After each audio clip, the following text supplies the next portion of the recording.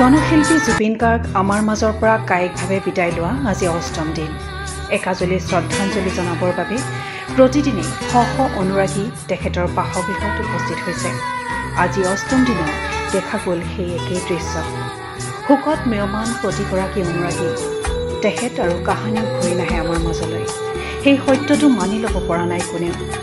প্ৰজাপিতা ব্ৰহ্মাকুমাৰী ঈশ্বৰীয় বিশ্ববিদ্যালয়ৰ ভাই ভনীসকলেও এই মহান শিল্পীগৰাকীৰ বাসগৃহত উপস্থিত হৈ শিল্পীগৰাকীক শ্ৰদ্ধাঞ্জলি জ্ঞাপন কৰে আৰু তেখেতৰ বিদেশ আত্মাৰ চিৰ শান্তিৰ বাবে পৰম পিতা পৰমাত্মাৰ ওচৰত প্ৰাৰ্থনা জনায়।